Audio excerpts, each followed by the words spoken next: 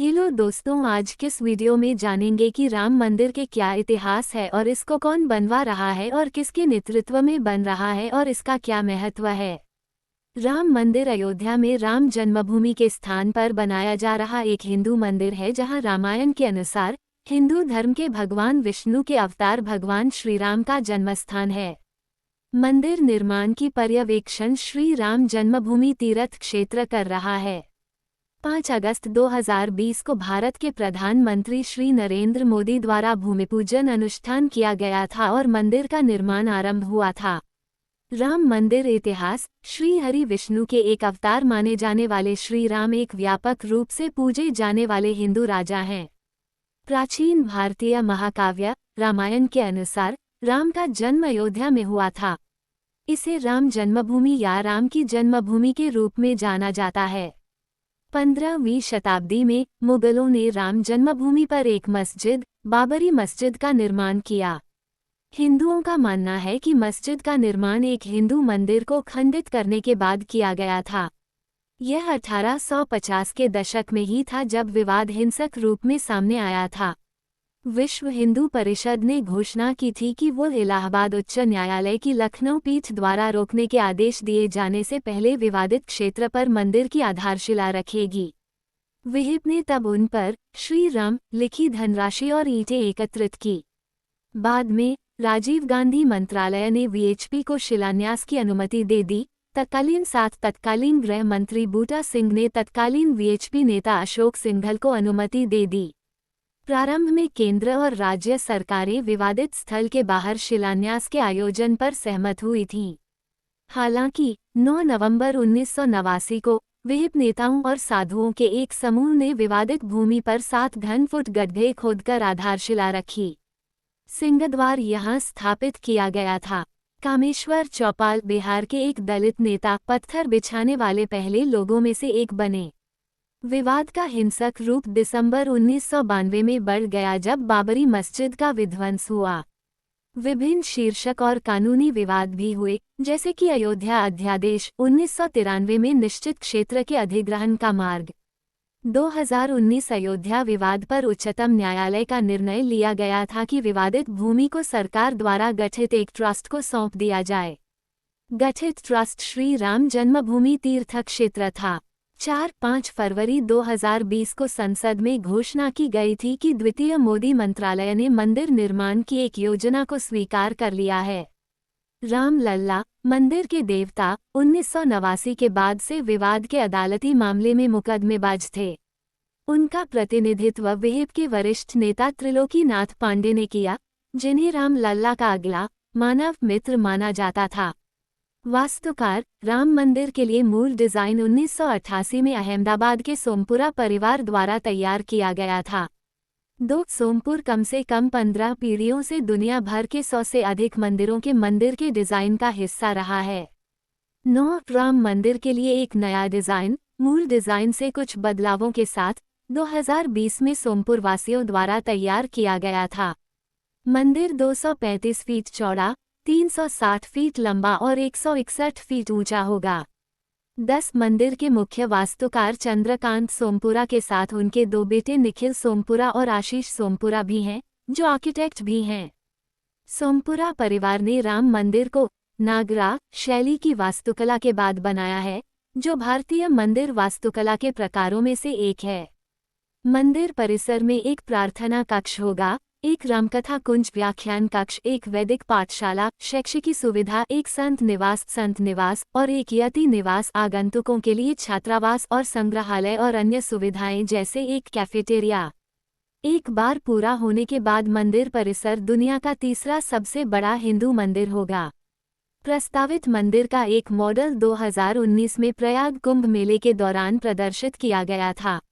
निर्माण संपादित करें। श्री राम जन्मभूमि तीर्थ क्षेत्र ट्रस्ट ने मार्च 2020 में राम मंदिर के निर्माण का पहला चरण शुरू किया।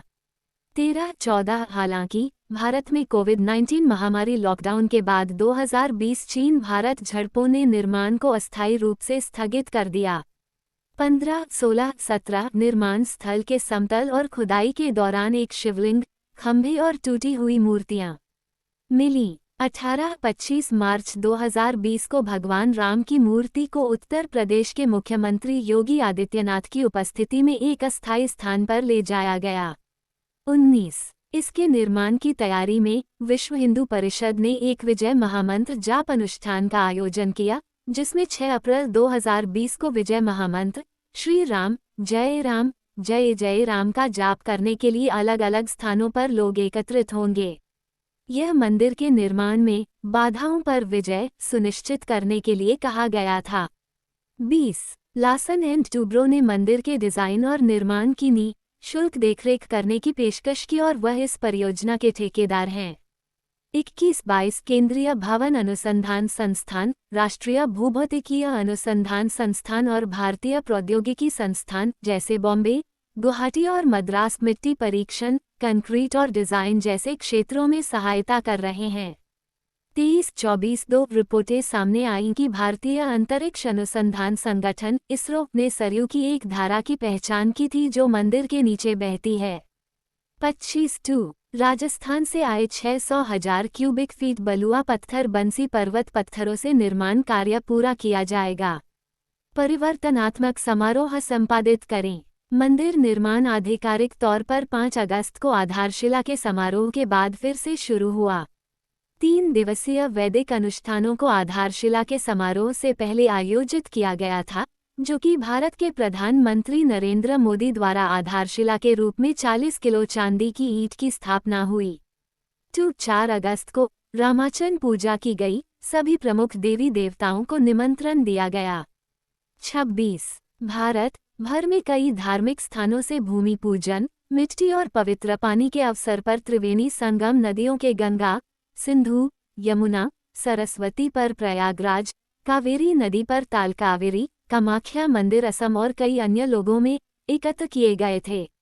27, 28, 29 आगामी मंदिर को आशीर्वाद देने के लिए देश भर के विभिन्न हिंदू मंदिरों, गुरुद्वारों और जैन मंदिरों से मिट्टी भी भेजी गई। इनमें से कई पाकिस्तान में स्थित शारदा पीठ थी। 30, 31, 32 मिट्टी को 4 धाम के 4 तीर्थ स्थानों के रूप में भी भेजा गया था। 33 संयुक्त राज्य अमेरिका, कनाडा और कैरिबियन द्वीपों के मंदिरों ने इस अवसर को मनाने के लिए एक आभासी सेवा का आयोजन किया। 34 टाइम्स स्क्वायर पर भगवान राम की छवि दिखाने की योजना भी बनाई गई। हनुमानगढ़ी के 7 किलोमीटर के दायरे के सभी 7,000 मंदिरों को भी दिया जलाकर उत्सव में शामिल होने के लिए कहा गया। अयोध्या में मुस्लिम भक्त जो भगवान राम को अपना पूर्वज मानते हैं, वे भी भूमि पूजा के लिए तत्पर हैं। इस अवसर पर सभी धर्मों के आध्यात्मिक नेताओं को आमंत्रित किया गया था। नरेंद्र मोदी ने उसी स्थान पर भूमि पूजन किया जहां देवता राम लल्ला विराजमान विश्राम करते थे। मोहन भागवत और आनंदीबेन पटेल। 5 अगस्त को प्रधानमंत्री नरेंद्र मोदी हनुमानगढ़ी मंदिर में हनुमान की अनुमति के लिए गए थे। 38 इसके बाद राम मंदिर का जमीनी तोड़ और शिलान्यास हुआ। योगी आदित्यनाथ, मोहन भागवत, नृत्य गोपाल दास और नरेंद्र मोदी ने भाषण दिए। मोदी ने जय सिया राम के साथ अपने भाषण की शुरुआत की और उन्होंने उपस्थित लोगों से जय सिया राम का जाप करने का आग्रह किया। उन्होंने कहा, जय सिया राम का आह्वान न केवल भगवान राम के शहर में बल्कि आज पूरे विश्व में गूंज रहा है और राम मंदिर हमारी परंपराओं का आधुनिक प्रतीक बन जाएगा। नरेंद्र मोदी ने राम मंदिर के लिए बलिदान देने वाले लोगों को भी बहुत सम्मान दिया। मोहन भागवत ने मंदिर बनाने के आंदोलन में योगदान के लिए लालकृष्ण आडवाणी को भी धन्यवाद दिया। मोदी ने पारिजात का पौधा भी लगाया। देवता के सामने मोदी ने एक दंडवत प्रणाम शतम प्रणाम किया, जो पूरी तरह से प्रार्थना में हाथ फैलाए हुए जमीन पर पड़ा था। राम लला विराजमान, भगवान राम का बाल रूप मंदिर के भगवान है।